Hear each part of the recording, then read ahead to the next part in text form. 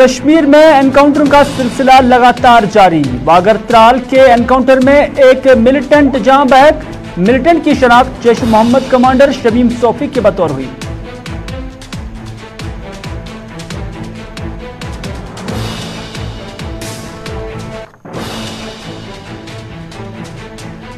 और हालिया सिविलियन हलाकतों पर डॉक्टर फारूक अब्दुल्ला ने दिया बयान। कहा, सूरत हाल से डरना नहीं लड़ना है।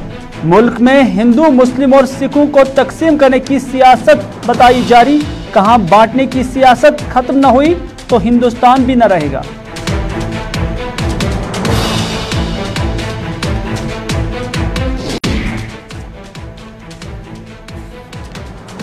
बिस्मिल्लाहिर्रहमानिर्रहीम। अस्सलाम वालेकुम नाज़रीन, आप देख रहे हैं प्रोग्राम ग्राउंड रिपोर्ट में। आपका मेज़बान मीर हिलाल हांजुरी आपकी खिदमत में हाजिर।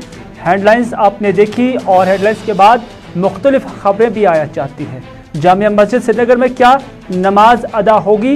हालांकि मुतल्लिका वक्फ कमेटी ने इस हवाले से ऐलान तो किया, लेकिन क्या सरकार की जानब से भी परमिशन मिली है? इस पर हम वजाहतन आप तक तफसीलात पहुँचाएंगे। डॉक्टर फारूक अब्दुल्ला ने आज क्या बयान दिया है हालिया हलाकतों को लेकर और मुल्क की सियासत को लेकर, उस पर भी हम नजर डालेंगे। लेकिन सबसे पहले आपको याद ही होगा कि कुछ दिन पहले देविंदर सिंह राणा, जो कि नेशनल कॉन्फ्रेंस के सूबाई सदर जम्मू थे, नेशनल कॉन्फ्रेंस से इलाहदगी इख्तियार की और उसके बाद कुछ पार्टी लीडरान ने कश्मीर के अंदर भी यही कहा कि पार्टी के अंदर सब कुछ ठीक ठाक नहीं है। अगर कुछ ग्रीवेंसेस पार्टी लीडरान की हैं तो फिर उन्हें एड्रेस किया जाना चाहिए। इसी दौरान सोशल मीडिया पर कुछ दिन से लगातार ये खबरें गश्त कर रही हैं कि नेशनल कॉन्फ्रेंस से वाबस्ता जो लीडरान है, या तो वो खुद या उनके जो फर्जंद है वो दूसरी पार्टियों में शामिल हो सकते हैं। और दूसरी पार्टियों में सज्जाद गनी लोन की पीपल्स कॉन्फ्रेंस और सईद मोहम्मद अल्ताफ बुखारी की अपनी पार्टी का नाम लिया जाता है। हालांकि मुख्तलिफ लीडरान का नाम सोशल मीडिया पर आपने भी गश्त करते हुए देखा होगा। हमने भी इस खबर की तह तक जाने के लिए इसकी तस्दीक करने की कोशिश की, लेकिन हकीकत ये है कि जब हमने भी मुतलकिन के साथ बात करने की कोशिश की, या तो हमारे कॉल्स का जवाब नहीं दिया गया या तोड़ मरोड़ कर जवाब दिया गया। तो इस हवाले से ये खबरें सोशल मीडिया पर आज काफ़ी गश्त कर रही हैं कि क्या नेशनल कॉन्फ्रेंस से वाबस्ता ये लीडरान या उनके जो फर्जंद है या उनके बच्चे हैं, क्या वो नेशनल कॉन्फ्रेंस में ही रहेंगे या कि फिर दूसरी पार्टियों में शामिल हो सकते हैं। इस खबर को लेकर मेरे सीनियर साथी सनम एजाज इस वक्त मेरे साथ है। सनम एजाज से हम जानने की कोशिश करेंगे कि ये जो चहल पहल हम पार्टी लेवल पर भी देख रहे हैं देविंदर सिंह राणा के बाद, क्योंकि बाज हल्के ये भी कहते हैं कि अब जो कुछ पीडीपी ने सहा है वो शायद नेशनल कॉन्फ्रेंस को भी सहना पड़ सकता है। और इस दौरान जो सोशल मीडिया पर खबरें आ रही हैं मुख्तलिफ लीडरान के, नौजवान लोगों के या उनके फर्जंदों के, कि वो दूसरी पार्टियों में, और दूसरी पार्टियों में ऑप्शंस दो रखे गए हैं, पीपल्स कॉन्फ्रेंस और अपनी पार्टी। क्या वाकई ये इनमें इनकी शमूलियत हो सकती है? सनम एजाज से जानना चाहूँगा। सनम, आपने भी सोशल मीडिया पर देखा होगा, चाहे ट्विटर हो या फेसबुक हो या व्हाट्सएप हो, खबरें गश्त कर रही हैं। आखिर इन खबरों के पीछे असल हक़ाइक़ क्या है? क्या वाकई इस तरह का कोई प्रेशर है? क्या वाकई इन लीडरों की दिलचस्पी है, या कि फिर इन खबरों की कोई तह तक जाने के बाद कुछ मालूमात ही नहीं है? देखिए हिलाल, अगर हम सोशल मीडिया पे बहस की बात करें तो ये बहस न सिर्फ सोशल मीडिया पे है बल्कि गली नुक्कड़ पे है, घर में है, हर जगह पे है कि अब किसकी बारी।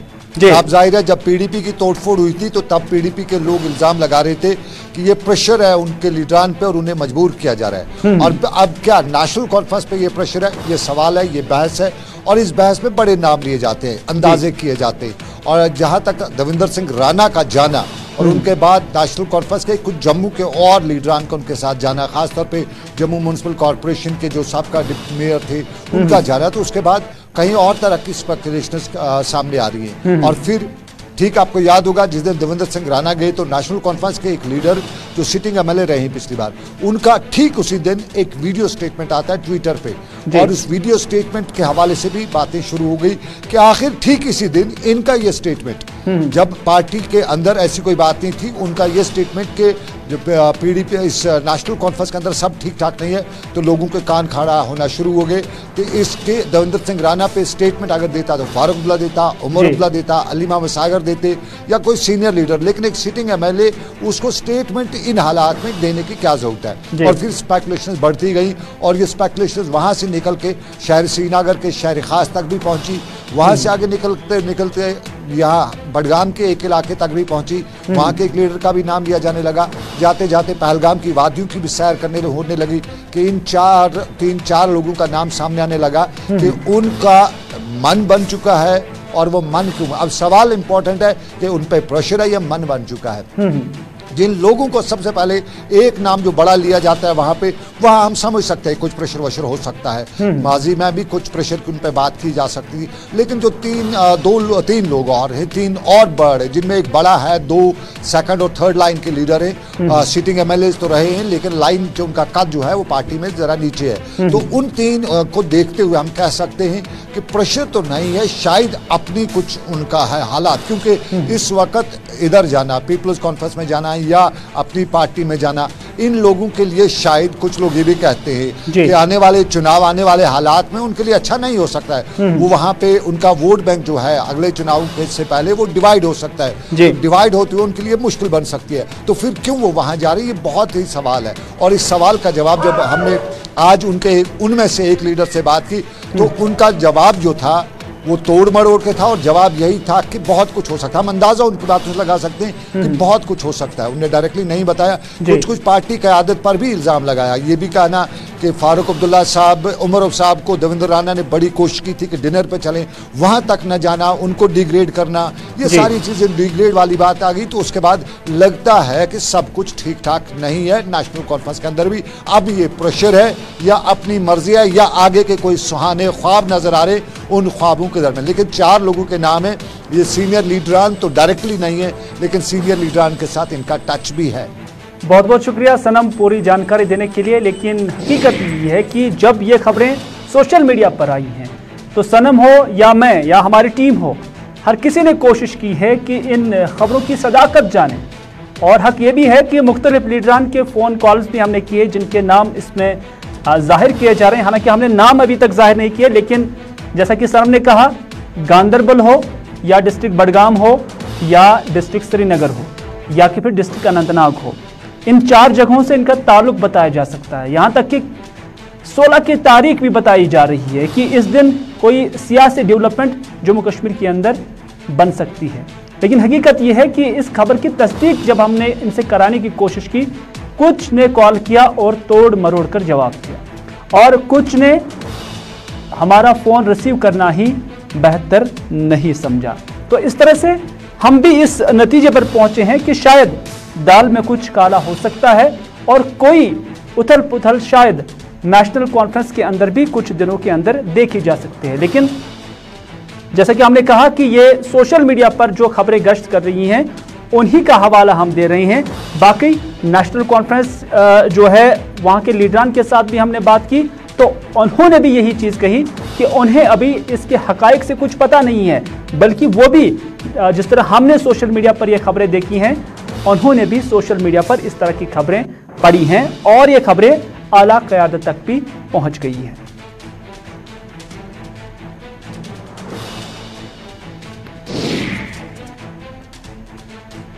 चलिए नाज़रीन, अगली खबर में बात करते हैं हम जामिया मस्जिद श्रीनगर की, क्योंकि कुछ हफ्तों से हम लगातार देख रहे हैं कि जुम्मा की नमाज इज्तिमाई तौर पर यहाँ जामिया मस्जिद श्रीनगर के अंदर मुनक़द नहीं हो रही है। न सिर्फ जामिया मस्जिद श्रीनगर के अंदर बल्कि दरगाह हज़रत बल हो या मखदूम साहब हो या इससे मुंसलिक दीगर मसाजिद हो, वहाँ पर इज्तिमाई नमाज़ों पर पाबंदी सरकार की जानिब से की गई थी, ज़िला एडमिनिस्ट्रेशन की जानिब से की गई थी।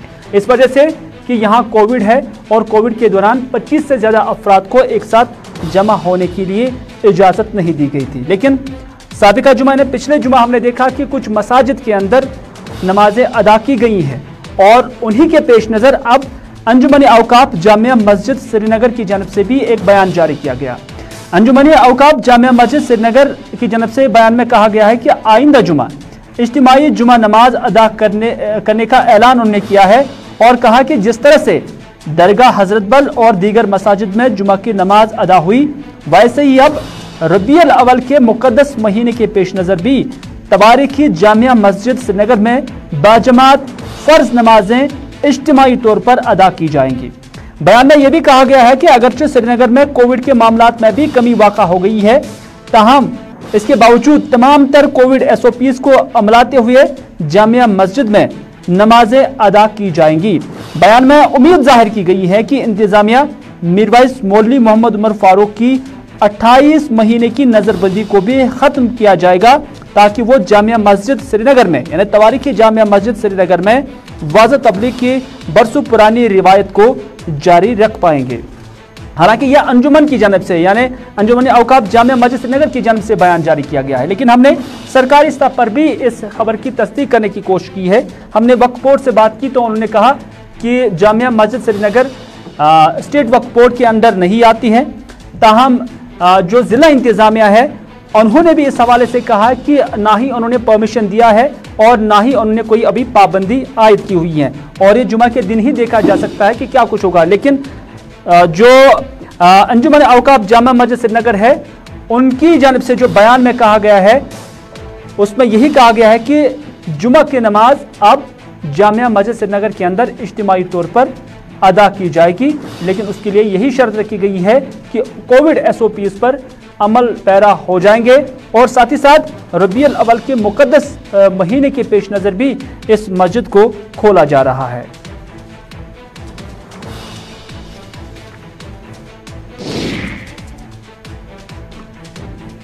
नाज़रीन, अगली खबर में बात करते हैं एनकाउंटर की, क्योंकि त्राल के अंदर आज एनकाउंटर हुआ और इस एनकाउंटर में एक मिलिटेंट के मारे जाने की खबर है, और पुलिस ने भी मज़कूरा मिलिटेंट के मारे जाने की तस्दीक की है।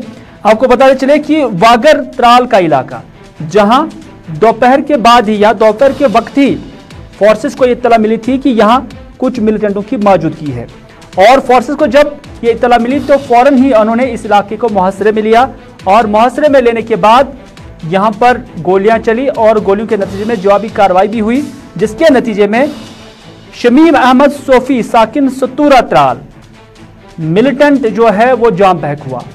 मज़कूरा मिलिटेंट के बारे में बताया जाता है कि ये जैश-ए-मोहम्मद मिलिटेंट तंजीम से वाबस्ता था और ये जैश-ए-मोहम्मद के कमांडर के तौर पर यहां पर काम कर रहा था।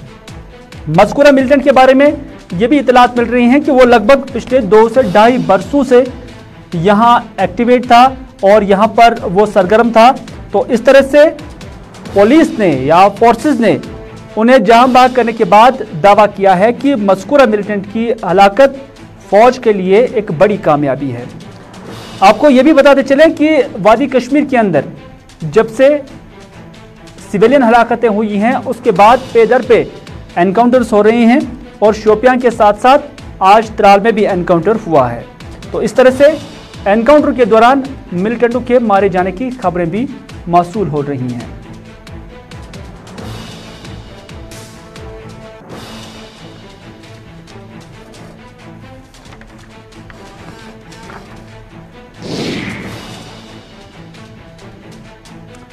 बात करते हैं डॉक्टर फारूक अब्दुल्ला की। डॉक्टर फारूक अब्दुल्ला जो कि जम्मू कश्मीर नेशनल कॉन्फ्रेंस के सदर है, मेंबर पार्लियामेंट भी है, और आज उन्होंने एक बयान जारी किया। उन्होंने कहा कि पूरे मुल्क के अंदर एक तूफान सा पैदा हो रहा है जिसमें हिंदू, मुसलमानों और सिखों को बांटा जा रहा है। यह बयान डॉक्टर फारूक अब्दुल्ला ने हालिया जो श्रीनगर के अंदर हलाकतें हुई हैं जिसमें जो माइनॉरिटीज़ हैं वो भी शामिल है, उनकी हलाकतें हुई हैं, उसके पस मंज़र में ही एक सवाल के जवाब में कहा।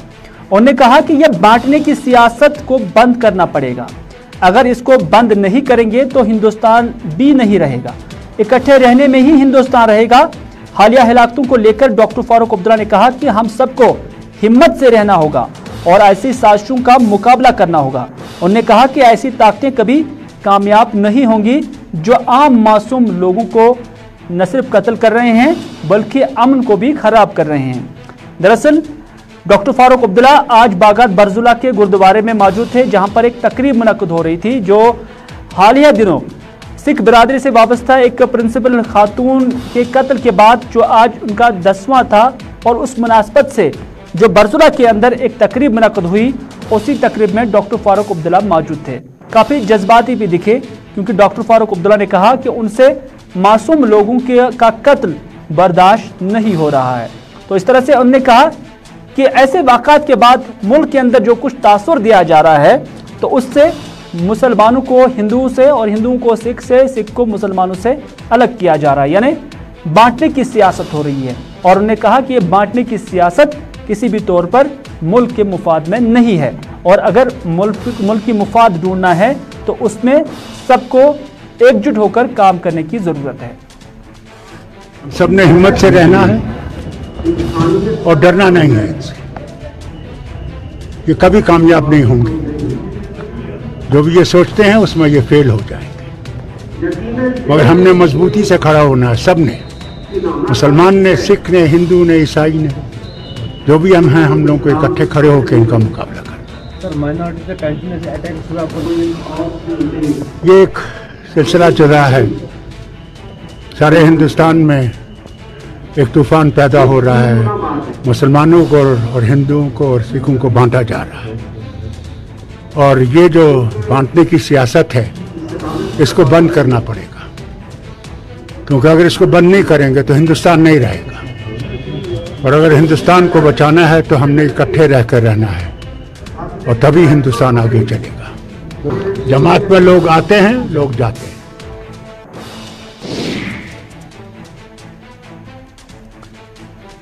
जमात में लोग आते हैं और जाते हैं, जाते जाते भी डॉक्टर फारूक अब्दुल्ला ने कहा। और ये देविंदर सिंह राणा के हालिया नेशनल कॉन्फ्रेंस से इलाही की बात बोल रहे थे और उनसे ये भी कहा गया था कि जो हाल ही में ये स्पेकुलेशन चल रही हैं तो उसके तनाजुर में भी डॉक्टर फारूक अब्दुल्ला ने इस तरह का बयान दिया। लेकिन लेफ्टिनेंट गवर्नर मनोज सिन्हा आज जम्मू गए थे, जहां पर हालिया दिनों दीपक जो महरचंद थे उनके लवाहिकीन के साथ उन्होंने आज मुलाकात की। दीपक महरचंद वही नौजवान जो एक टीचर थे और जिसका कत्ल श्रीनगर के इलाके में हुआ था, स्कूल के अंदर हुआ था। और उसके बाद आज लेफ्टिनेंट गवर्नर ने उनके घर जाकर उनके लवाहिकीन के साथ इजहार ताज़ियत की और साथ ही साथ उन्हें यकीन दिलाया कि जो दीपक चंद है उनके कातिलों को बख्शा नहीं जाएगा और साथ ही साथ उन्हें यकीन दिलाया कि जम्मू कश्मीर इंतजामिया मुकम्मल तौर पर लवाहिकीन के साथ है। और इस दौरान लवाहिकीन ने भी मुख्तलिफ मीडिया नुमाइंदों के साथ बात की और उन्होंने कहा कि लेफ्टिनेंट गवर्नर की जानिब से उन्हें यकीन दहानी कराई गई है कि उन्हें मुआवजे के बतौर एक फर्द को सरकारी नौकरी दी जाएगी। गवर्नमेंट जॉब की बात बोला उन्होंने, गवर्नमेंट जॉब के लिए आप रिटर्न ले लीजिए, हमने दे दिया। अच्छा, तो आप कितना 100% सेटिस्फाई? उन्होंने बोला कोई आपको जरूरत नहीं, हम कर देंगे, कोई प्रॉब्लम नहीं। कुछ सिक्योरिटी की बात की थी वहाँ पे जो लोग नहीं, उन्होंने बोला वो हम कर रहे हैं इंक्वायरी, वो बाद में देखेंगे। अच्छा, सिक्योरिटी को क्या आश्वासन दिया? क्या आश्वासन? हमने सिर्फ जॉब के लिए बोला बस, और कुछ नहीं। नाज़रीन, आज कांग्रेस लीडर राहुल गांधी ने एक वफद की सूरत में रामनाथ कोविंद सदर हिंद के साथ मुलाकात की और ये मुलाकात लखीमपुर में जो हाल ही में कुछ किसानों की मौत वाक़ा हुई है उसको लेकर हुआ है। और दरअसल इस ग्रुप में या इस वफद में प्रियंका गांधी, गुलाम नबी आज़ाद, AK एंटोनी और मल्लिकार्जुन खड़गे भी शामिल थे। राहुल गांधी ने मीडिया से बात करते हुए कहा कि उन्होंने सदर हिंद से मुलाकात के दौरान दाखिला वजीर यानी MOS अजय मिश्रा के इस्तीफे का मुतालबा किया, क्योंकि ये वही बीजेपी वजीर है कि जिसने इस वाक़े से पहले धमकी दी थी और उसके बाद उसके बेटे ने अमली कार्रवाई करके कई किसानों को कत्ल किया। ये मुतालबा भी उन्होंने किया कि वजीर के होते हुए यानी अजय मिश्रा के बतौर वजीर होते हुए कभी भी शफाफ तहकीकात नहीं हो सकती है, बल्कि उन्होंने सुप्रीम कोर्ट के 2 जजों की निगरानी में मामले की तहकीकात का मुतालबा किया है। नमस्कार। कुछ दिन पहले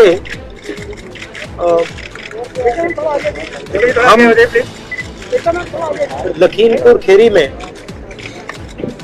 जिन परिवारों के सदस्यों को कुचला गया था उनके हम घर गए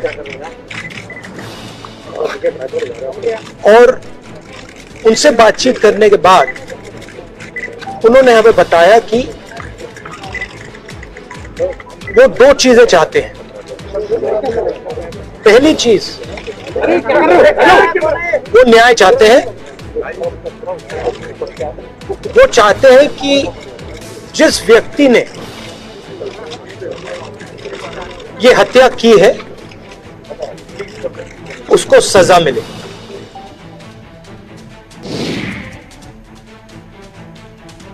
तो नाज़रीन, ये था आज का ग्राउंड रिपोर्ट। इसी के साथ दीजिए अपने मेजबान मीर हिलाल हांजुरी को आज का ये प्रोग्राम यहीं पर इख्तिताम करने की इजाजत। खुदा हाफिज।